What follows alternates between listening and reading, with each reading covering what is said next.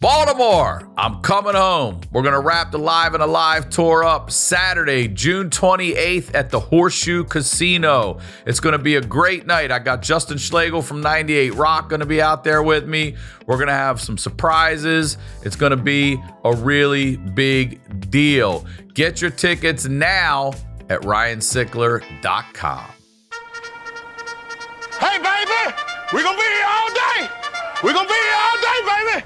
I like this kind of party. Welcome back to the Wayback, everybody. Ryan Sickler here. I'm going to start this episode like I start them all. I'm going to say thank you. Thank you very much for supporting anything I do. I don't care if it's coming to a live show, watching a show, throwing a comment up, buying merch, whatever it is. Thank you very much. I appreciate your support, especially of this show. It's fun to have a new show. This is one you definitely need to be watching here. And come see me on the road. Tickets for my dates are on my website at ryansickler.com. Very excited to have this guest with me today here in the Wayback. Ladies and gentlemen, Gianmarco Soresi. Welcome to the Wayback, buddy. Hello. Please promote whatever you'd like, buddy. Thank you. As a stand-up comedian, Gianmarco Soresi. I'm just touring all around the country. You can find all my dates at my social medias at Gianmarco Soresi. And listen to my podcast, The Downside with Gianmarco Soresi. Watch his episode of The Honeydew as well, where I learned that you're from Maryland, and I've got a big heart for anybody from Maryland. So Potomac, Maryland was your start. Yeah, it's so boring. I've never written a single joke about Potomac because it's just flat. It's like people with money who don't know how to enjoy it.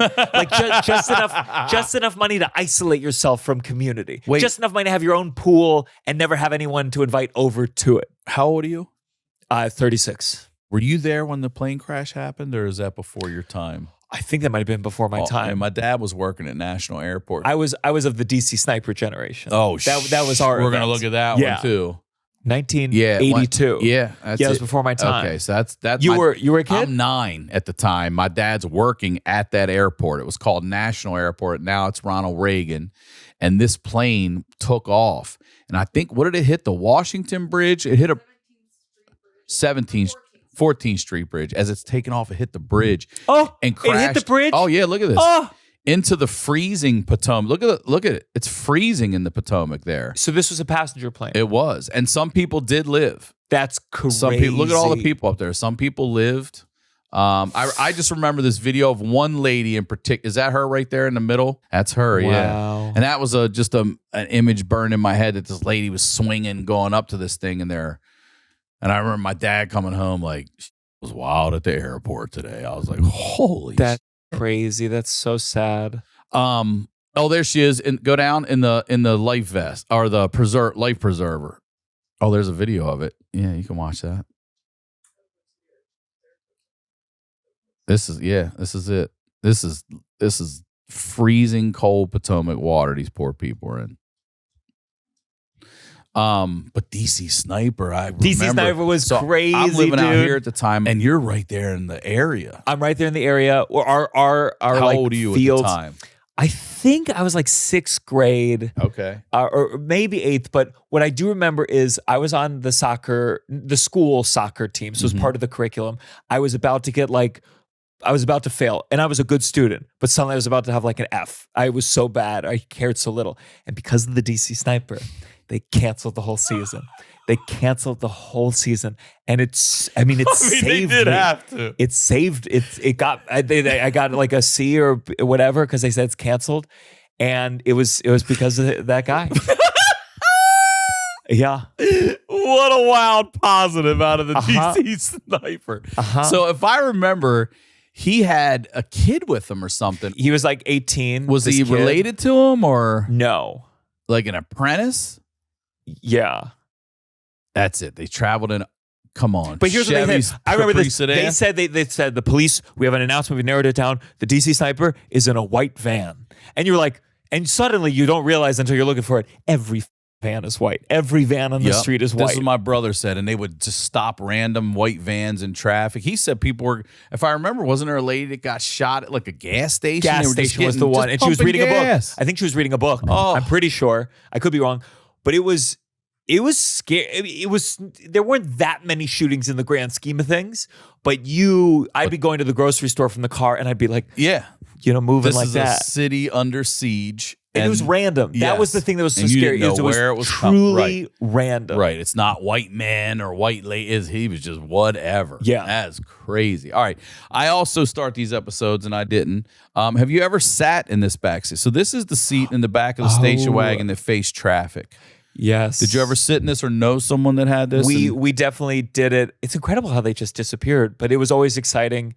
I forget, there were like games you'd play. Did you have a station wagon as a family? Like whose car did you sit in the seat? It was my friend's. Yeah. We didn't have one for some reason, but it was cool. It was always cool to sit in the back with a friend and just like making faces. Yeah. Why'd they get rid of that? I'm sure. Yeah, fatalities. They said, yeah. For all sure. the rear end deaths. Oh my God. Talk to me about growing up in, because your parents split, so you're bouncing back and forth. And what are your summers like? What are your days like? What are you doing to have fun as a kid? Feeling a little stalled out in the bedroom? Through Hims, you can get some gas back in the tank with personalized ED treatment options that are accessible without ever stepping foot into a doctor's office. Hims is changing men's healthcare by providing you with access to affordable sexual health treatments from the comfort of your couch. Hims provides access to a range of doctor-trusted ED treatments like chewable tablets, Viagra and Cialis, and their generics for up to 95% less. Just fill out an intake form on their site and a medical provider will determine the right treatment option. If prescribed, your medication ships directly to you for free.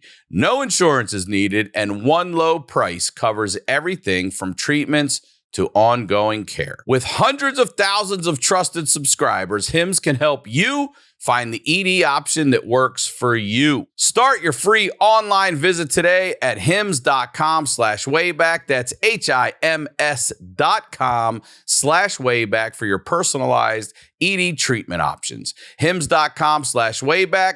The featured products include compounded products which are not approved nor verified for safety, effectiveness, or quality by the FDA. Prescription required. See website for details, restrictions, and important safety information. Price varies based on product and subscription plan. I was a summer camp kid. I did a lot of like a sleepover camps or day camps. Sleepover. Oh, you did? And Where would you go?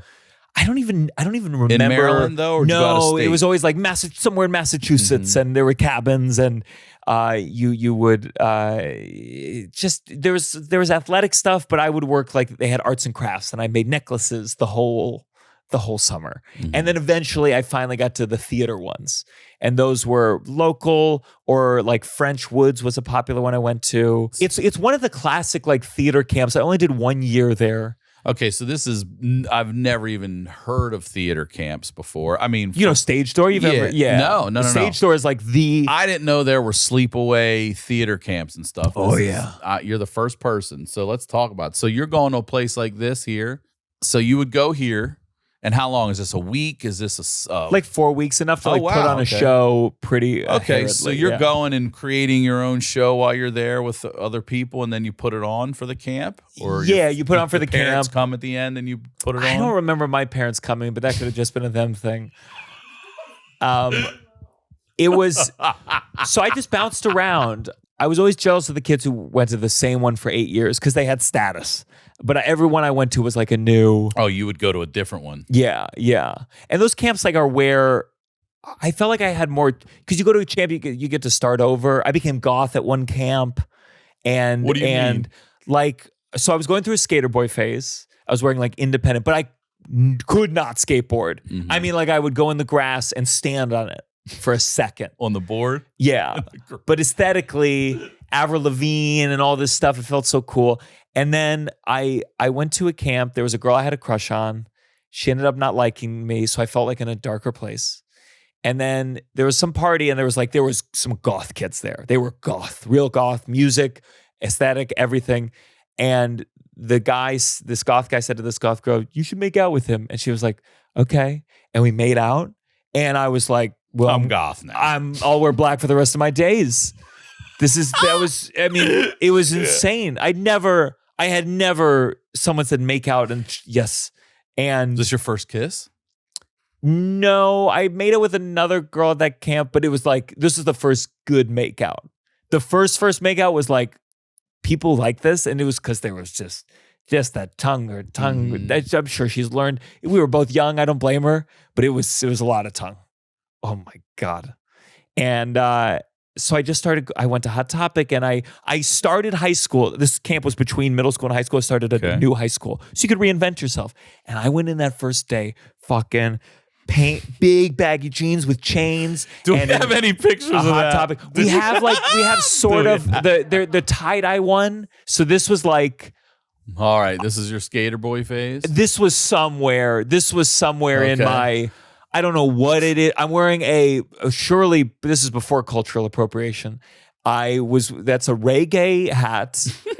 This is you wearing that? Yeah, this is my dad's fault. This is said it was before cultural appropriation. Before cultural appropriation. I think it started with this picture. By the way, the other night I put online because I want new tattoos, and I'm just looking stuff up, and I was like, is it cultural appropriation to get anytime a white guy asks that question, you go yes right out the gate, but sure. A Dia de los Muertos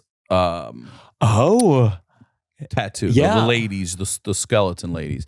And every response was, this is only Americans. No one outside of the United States, even you guys made that term up, and it was over. I mean, there wasn't one person that said, a Mexican that was like, Mexican here, we'd love it. We'd love to see our culture. Yeah. You know, not like, you can't have that on you, which is what I thought it would be. And it's completely the opposite. Sure. And they're making fun of basically white Americans who are like, this is bullshit. But yeah, back to your cultural appropriation. So what do you got on here? You got the reggae hat, and is that are those blue pants, or is that like I see it's jeans. Okay, the tie-dye runs into the jeans. Sure. Baggy jeans. And then who's this with this you? is like, that's my little brother. Okay. But I'm also wearing bandanas as a wrist piece. I once tried wearing it around my head, like it's so many different cultures at once. But I wore a bandana. I wore 2 bandanas, and it was like, I see over here. You have bracelets. Yeah, I was part of the jelly bracelets, and then Fox News said, "Oh, when they break the pink one, they have to do anal," and every parent banned them. Wait, it was one of those, like they said, the lipstick parties and the rainbow and the parties. bracelet was like, if you break this one, then they have to kiss, and there was sex things attached to it, and some kid just told their parent that, and suddenly it was on Fox. Oh, and it went everywhere. So again, like rainbow. Where were these rainbow parties? I never went to a fucking rainbow party. I only read about them. It went to like Time magazine. Yeah. You know, and it might have been like 2 or 3 kids that did that shit. You know what I mean? Sure. But yeah. So what was the rumor? If the pink one broke, you had to do anal? I forget. I wasn't getting any of this. I was sitting there breaking them all day, saying, all right, it's someone. But no.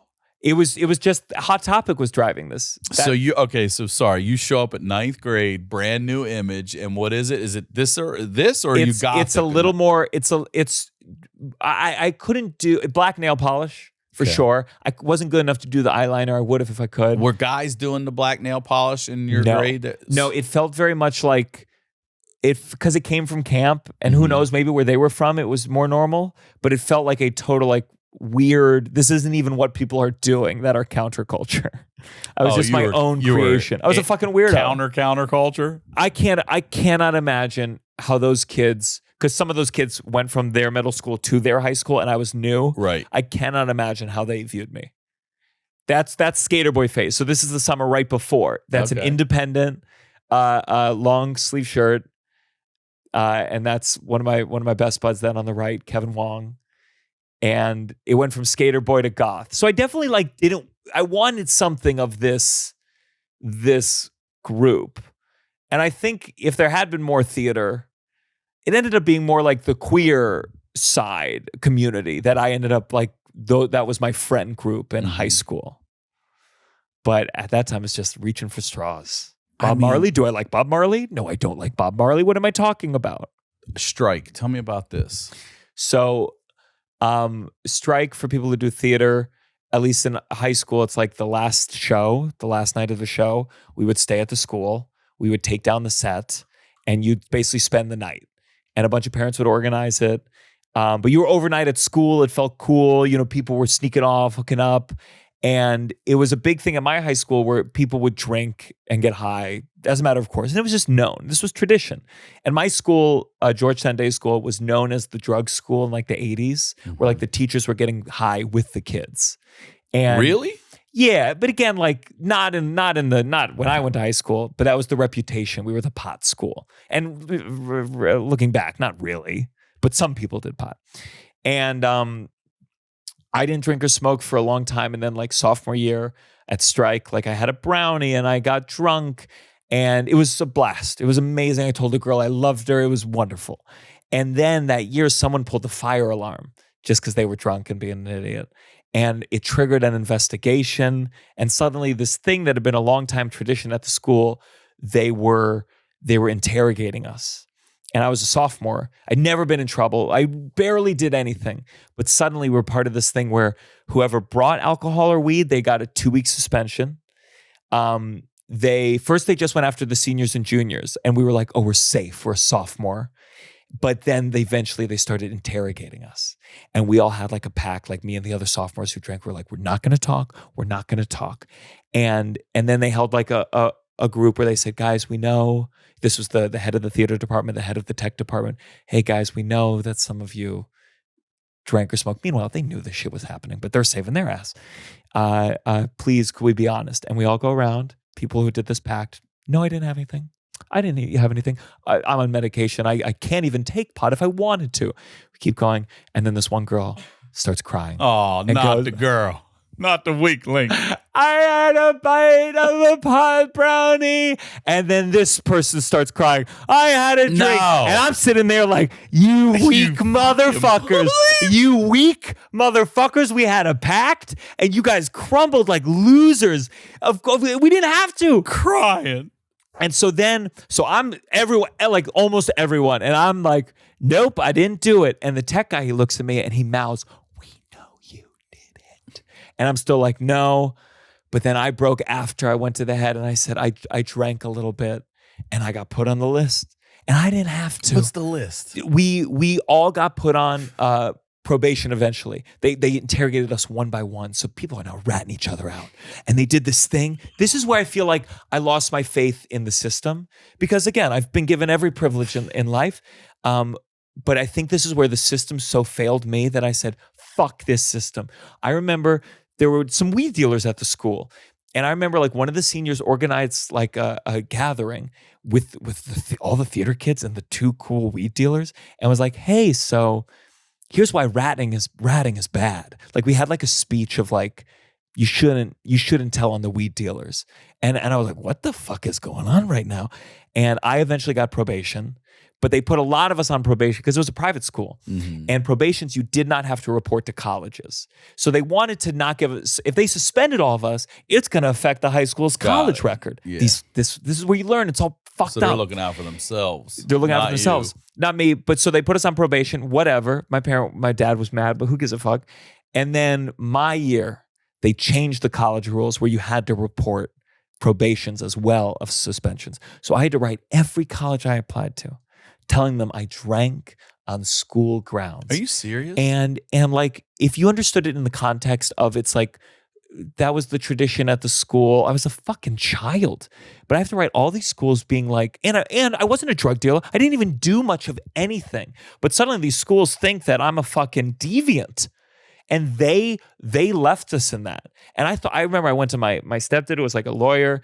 And I said like, he always talked as if he could, move mountains. He was very powerful. Mm-hmm. And I was like, hey, Mr. Powerful, could you get rid of the probation at the fucking high school? And it was like, my hands are tied. My hands are tied. And that's when I realized like that these 2 male figures in my life, my stepdad and my dad, did not have the power that they claimed. The school was fucking me over, even though I knew some of these faculty members getting me in trouble used to get high with their students in the 80s. Mm-hmm. And I had to write every college. Meanwhile, those weed dealers, the ones who didn't get in trouble were the ones who were savvy enough to get away with crimes. And I think it was really that moment that I said, oh, fuck everyone. This is just to keep the people in power. And it was like a real breaking down moment for me of trusting the system at all. All right. Action figures. Were you an action figure guy? Loved action figures. What kind? I was a big Yeah, Power Rangers was so cool because they had you press down on the belt buckle and their head would flip and they'd be like morphed. And my dad, he took apart the Power Rangers and we made 5 Rainbow Rangers. So it felt like we were like cheating. Like he just taught me how to take apart action figures and put them together. These guys, right? So yes, that's the classic one. Okay, so let's see. And he had a gold shield plate too. You could put over his chest. You would take it apart and do what with it? We would mix it. So I had 6 Rainbow Rangers. They'd have a red arm, a yellow leg, a blue torso. Oh, okay. And so like my dad, he went through, we would take apart radios and we would make action figures with super glue and all the parts. And what happened, I made these cool action figures. I brought them to my mom's and I had this plug action figure where we cut off an end of a plug and that was its head. And I was like, Mom, it's superpower. It can hang off the walls. And my mom saw me take a plug with a loose wire coming off of it and show her I could like Spider-Man hang on. And she was like, what the fuck are you doing? And I could have easily shocked myself, but it was so cool. And my dad, I was in James Bond, so he was arts and crafts. We got a suitcase. We made a false bottom out of popsicle sticks. And we would like make a bit of action figures and arts and crafts. And that was very fun. All right. Yeah. And then I was into wrestling. So I had wrestling action figures. Okay, forever. so I'm older than you. So who's your time of wrestling? My time of wrestling is D-Generation X.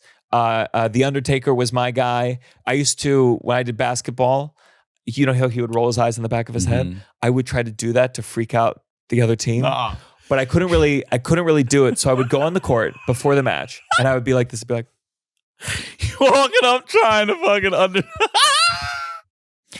and like somebody come help this kid. But I loved it. My dad, he would let us put 2 mattresses in the living room and we would wrestle. We Sting, WCW was still popular, so my dad was like a Hulk Hogan guy. Yeah, that's where my era is. I was of the era where Hulk Hogan was the bad guy at WCW, and my dad, like, he encouraged that artistic side. We put on Sting face paint, and my stepmom at the time filmed us having a wrestling match. The early Sting face paint or the Crow? The Crow. Okay, so that's the Crow stuff. That's what we did. But when I was there, bottom right, Kirsten, and the one on the left in that picture was his original makeup. Do you wonder with like these that. guys, like, don't they go, God damn, why did I pick a character where I have to do makeup every goddamn day? Maybe, but I also think about you because you were a theater guy and you wanted to play sports. And I mean, sure, I think wrestling in another life, this is your alley right here, bro. Wrestling is straight theater. It's such a strange thing because it's so theatrical. And it's like the guys who do it, usually a lot of them are like these kind of manly. The Undertaker was like a manly dude, but he was like putting on gloves and eyeliner. He was doing more eyeliner than me. Yeah, he was going through a much longer golf phase. And it's so theatrical. It's crazy. Part of me is like, I bet the Undertaker, if it was a little bit more straight, he would have had a great time in Hello Dolly. You know, he would have loved. Could you imagine the Undertaker? He'd be great. Did you ever go to see him live with your dad or anything like that? I saw, I don't know if it was a televised one. I don't think it was, but we were like standing close. It was so cool. Where? And Where were you? it was Cap probably Center? in DC. Or whatever they call it now. But it was, I think it was Kane, Stone Cold, and Mankind. And Stone Cold was beating Mankind. He took off his Mr. Socko. That was his thing. He put a sock on, and Stone Cold poured beer all over it. And my dad was like, over here. And we got this Mr. Socko that had been in Stone Cold's mouth, in Kane's mouth. And it smelled like beer. Oh, it was so dope. We had it. Someone accidentally washed it. It used to smell of beer. D-Generation X, we went to a match once where these guys, they were holding a big inflatable thing. And I remember I asked my dad, what does that say? And he said, oh, that's a middle finger. And later I realized, no, it was a dick. Their phrase was suck it. Oh. And it was a dick. And he didn't want to tell you it was a dick. It was naughty in a way that it's not. Wrestling isn't like, there's some wrestler now called like Justin freaking Rollins. And back then they would have said fucking. And that's the era I was in. It was cool. They were cursing. You saw tits. It was exciting. I've seen the clips of that where they, it wasn't like, I mean, I Pull guess that it clip. was. No. They have. I'm just. Video games. Are you a video game guy or were you a video game guy growing up? My mom liked Nintendo and Super Nintendo. Yeah. And I watched them for like a long time. I just watched. What games? Mario and stuff like that? The games that were really, Super Nintendo were the one I remember more. There was a Mario Paint game, but there was like a fly swatter game where these flies would fly around, and you had a mouse pad. I don't remember. You had these like special controllers. It was like you have the mouse pad controller. There was a Power Rangers game, a Mickey Mouse game, Donkey Kong, Mega Man. Is this it here? That's it. And it was like, it's one of those games that's so fun and it's so retro where you just have to swat flies and avoid. It's a little bit like a Space Invader-y, but you kind of can move more around the screen. So I loved that. I loved Mario RPG, Mega Man. It was cool as there was this thing called Game Shark where for cheat codes, you wouldn't just put them in, you would put this into the thing and then it was like an in-between the cartridge. Oh, okay. It felt like you were installing computer equipment. Okay. Oh, it was so cool. It was so physical. It felt like you were like cheating and you got like some cool weird thing. Ugh. Those are the days, man. N64, Super Nintendo. You have Dance Dance Revolution up there. Is that something you got into out of the video game world? Yeah, so it was like, you know what I'm talking? That's the one where you have 4 arrows. Oh, bro. Yeah. I never played it, but I would walk into Best Buy and I would just see people and they're all doing it, and the people are gathering around and watching them and stuff. And I'm like, shit, yeah. So originally we got the the cheap pad at home, which sucks because it's just like the sensors aren't good. So you'd be slamming, and then we got an arcade pad where like for Christmas it was like metal and it was thick, like this one right here. Yeah, and I would do. They had like a calorie counter one, and it was the first time I'd ever worked out. It was like the first time I realized I was tricked into working out, but I liked it. And I remember I would do it and it'd say I'd burn 80 calories, and I told my dad, I said, I think it's broken. I must have burned way more calories than 80, but it's like, no, that's all you did. I would love, instead of spin, if they had a Dance Dance Revolution class, bro, you're sitting on it right now here. I would do that. You should do it. Oh, I would sign up for that class. That's a good idea. It is a damn good idea. Look, I used to be neighbors with a girl. She was a Laker girl, and she was one of Beyonce's backup dancers. Her name's Aisha. What's up, Aisha? Shout out over here. What's up, Aisha? And she was friends with the guy. She came to my apartment one night, and she goes, I work out with this guy who just told me he's going to be a millionaire next year. And I go, what's his idea? And she said, hip hop abs. Do you know in the next year, that motherfucker was a multi-millionaire? Yeah. And I'd see his commercials over, like, Aisha, this is hip hop abs. She's like, yep, that's the guy I told you about. And I was like, look at him go. When I needed a break from P90X, I would go to my hip hop abs class. That's definitely the easier. Have you heard what happened to the guy from P90X? I know him, and I've been to his house. You do? And Tony Horton, yeah. And how do you know him? He, I had a brother of a friend who like waited his table, and like he invited him to be part of his, he does daily workouts, and he has like a beautiful home with like a workout space and ropes to climb and pull up stuff. But isn't he unhealthy or unwell or something? I believe he had he's public about it. No. He had something. I forget what it's called. Ramsey Hunt syndrome. Okay, so But he got better, and he's like, he has his own workout program now again. Yeah. So hip hop abs, and then your guy P90X created that thing, and we all did it. Yeah. That was it was my introduction to really like working out. Did you use, so again, I'm older. Did you get a lot of the workout gadgets back in the day on TV, like the ab roller? Oh God. I did the 8-minute ab video. Did you ever do that one? That guy, I wish I could sue that guy still. Because he said, like, if you do this one video every day, you'll have, and he is cut as fuck. And I'm like, and I did it one summer. I was like, here we go. Abflex. And it doesn't. Oh my God. And then they don't ever tell you that that ab shit is 2 things: genetic and diet. I promised before that picture, he did not eat for a while. Yeah. He didn't have water. Thank God my parents never got me. The one that I really wanted as a kid was, there was the one where you strapped it and with electrodes would just do it for you. Just this constant like, hey, do you want to not work out and get all the results of working out? Yeah, you want a 6-pack from doing nothing? Yeah, that was the one. There it is. Oh my God. I dreamed of it. Look at him. He's got it on his arm. That picture is Photoshopped too. That is insane. Of course it is. That's ridiculous. Monsters. Look up this guy, Kirsten. Let's see if we can find him. I'm pretty sure his name was Put Tony 90s fitness guy. There he is. That's him. Yeah, my mom still has That's it. my mom still has her gazelle at home. What's his name? That's the guy right there. Tony, I feel like is. Yeah, Tony Little. He was out there.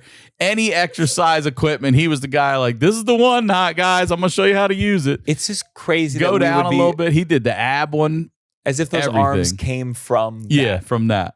It's my dream I want to be in the background of a workout video. Do you? Yeah, I we think can it's make just fun. that happen for you. I think bro. it's a fun shoot. That red one in the middle looks like the club.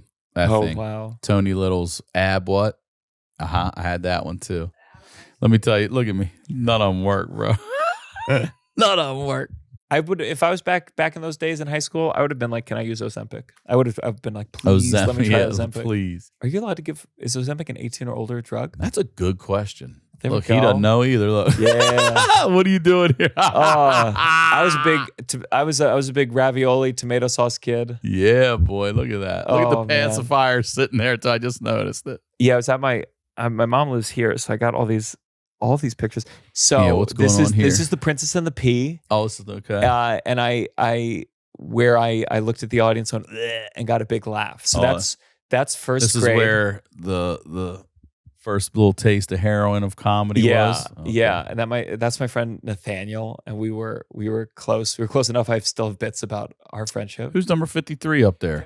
I did one football thing, and I mean, I don't think This touched wasn't the a ball. Halloween costume. You actually played here. I mean, in a way, it was. You look like a ball player. This was more cultural appropriation than my other stuff, honestly. I mean, truly. I was like, Mom, get a picture of the one time I got my pants dirty, please. Oh, dude, thank you for doing this. This was fun. They're cultural. wait. We're going full cultural. That's a trip to Mexico. Is that Mom? That's Mom. Okay. She got her hair done down there, though? We all got our hair done down there. Oh, wait, you have braids, too? No, I think that's my sister. I was going to say. That's my sister. Okay. Everybody got them. One more time, please, promote what you'd like. Everywhere at Gianmarco Soresi, spelled with a G, Italian spelling, and touring all over the country and more international in 2025. And then listen to my podcast. It's a very fun podcast. We have people on to just talk about the negative sides of their life, their day, their opinions. It's The Downside with Gianmarco Soresi. All right. Thank you again for doing this. I appreciate your time. As always, Ryan Sickler on all your social media. Tickets for my dates are up on my website. Go get them now. I'll be out there on the road. If I'm in your town when you're around, come check out a live show. We'll talk to y'all next week.